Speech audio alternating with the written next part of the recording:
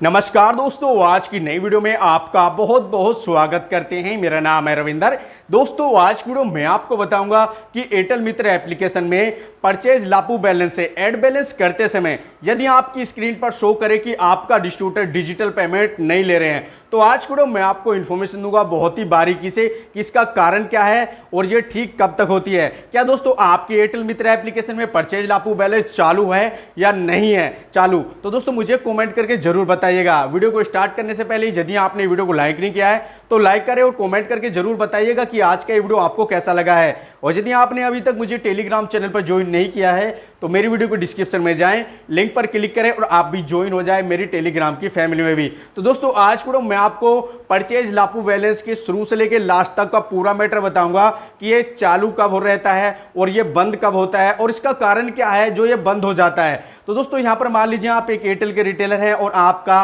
लापू purchase balance की जो service है वो चालू है। अब दोस्तों यदि आपकी चालू नहीं है तो आपको पता चल जाएगा कि डिस्ट्रीब्यूटर उसको क्यों चालू नहीं रखते हैं। तो दोस्तों यहां पर जो आपकी जो सर्विस है ज्यादातर उन दिनों चालू रहती है जिन दिन बैंक की सर्विसेज चालू, यानी कि बैंक ओपन होते हैं उस दिन आपकी ये सर्विस चालू होती है। जैसे मान लीजिए आज सैटरडे है, आपने यूपीआई के थ्रू ऐड बैलेंस किया है और दोस्तों अगले दिन नेक्स्ट डे यदि आपका बैलेंस कम हो जाता है और आप यूपीआई के थ्रू परचेज लापू बैलेंस के माध्यम से ऐड बैलेंस करते हैं तो दोस्तों ये आपको एरर शो करता है। अब मैं आपको बता देता हूं कि लापू परचेज बैलेंस की जो सर्विस है वो कैसे काम करती है, पहले ये जान लेते हैं। जैसे मान लीजिए आपने एयरटेल मित्र एप्लीकेशन में लापू परचेज बैलेंस के माध्यम से 1000 रुपए का ऐड बैलेंस किया तो दोस्तों वो बैलेंस जाता है डिस्ट्रीब्यूटर के अकाउंट में, यानी कि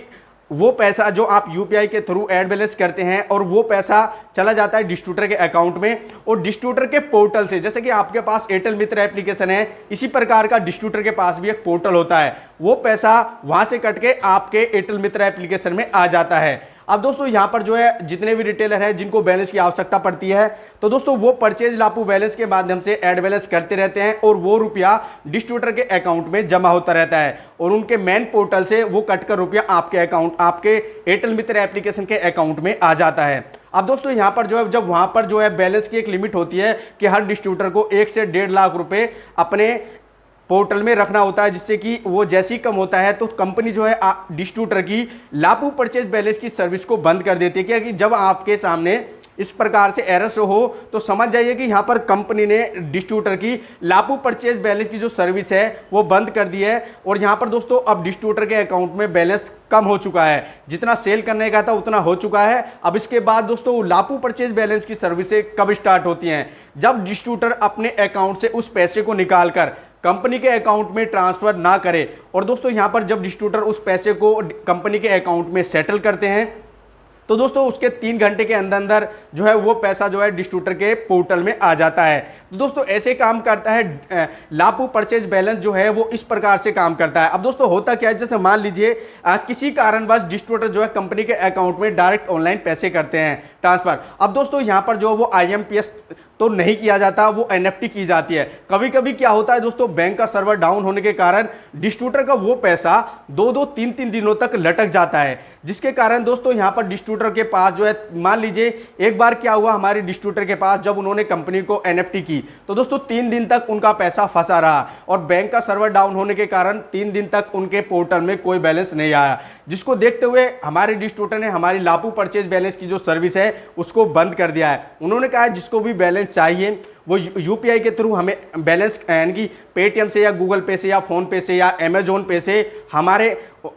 वॉलेट में पैसा ट्रांसफर करे और हम उसको एयरटेल मित्र एप्लीकेशन में लोड दे देंगे। तो दोस्तों यही कारण होता है कि डिस्ट्रीब्यूटर आपके लापू परचेज बैलेंस की सर्विस को बंद कर देते हैं। अब गाइस यहाँ पर कुछ रिटेलर ऐसे हैं जिनका परमानेंटली बंद होता है, क्योंकि गाइस यहाँ पर जो डिस्ट्रीब्यूटर इस चीज को भुगत चुके होते हैं तो वो अपनी लापू परचेज बैलेंस की सर्विस को बंद रखते हैं, क्योंकि गाइस बंदे को तो हर महीने सैलरी देनी है तो यहाँ पर डायरेक्ट लोड उठाया जाए और वो डायरेक्ट लोड कंपनी के अकाउंट में लगाया जाए बैंक के थ्रू। क्योंकि दोस्तों जब डिस्ट्रीब्यूटर जो है डायरेक्ट कैश को बैंक अकाउंट में लगाते हैं जाके कंपनी के में, तो गाइस यहाँ पर जो 3 घंटे के अंदर अंदर उनके जो पोर्टल होता है जिससे कि वो हर रिटेलर के एयरटेल मित्र एप्लीकेशन में लोड सेंड करते हैं, तो दोस्तों 3 घंटे के अंदर अंदर वहां पर अपडेट हो जाता है। तो दोस्तों आप समझ गए होंगे कि यहाँ पर लापू परचेज बैलेंस का क्या मैटर है, आपका जो लापू परचेज बैलेंस क्यों बंद किया जाता है, यदि पहले चालू था और जिस दिन छुट्टी हो गई उस दिन क्यों बंद हो जाता है। लेकिन दोस्तों कुछ जगह ऐसी भी, मान लीजिए कि उस दिन छुट्टी नहीं है तब भी आपका लापू परचेज बैलेंस काम नहीं करता है, तो दोस्तों आप समझ जाइए कि डिस्ट्रीब्यूटर के अकाउंट में बैलेंस नहीं है। तो दोस्तों मेरे द्वारा दी गई जानकारी आप समझ गए होंगे और आप लापू परचेज बैलेंस के ऐड बैलेंस की पूरे प्रोसेस को भी समझ गए होंगे कि यहाँ पर ये क्यों बंद होता है और चालू कैसे होता है और जिन रिटेलरों का ये बंद है वो किस कारण से बंद होता है। तो दोस्तों मेरे द्वारा दी गई जानकारी आप समझ गए होंगे। यदि वीडियो पसंद आया है तो वीडियो को लाइक जरूर करें, चैनल पे पहली बार है तो चैनल को जरूर से जरूर सब्सक्राइब करें। दोस्तों यदि आप इस वीडियो को फेसबुक पेज पे देख रहे हैं तो आप हमें वहां पर भी लाइक और फॉलो करना ना भूलें। अब मैं लेता हूं इजाजत, मिलूंगा आपसे नेक्स्ट वीडियो में, तब तक के लिए जय हिंद जय भारत।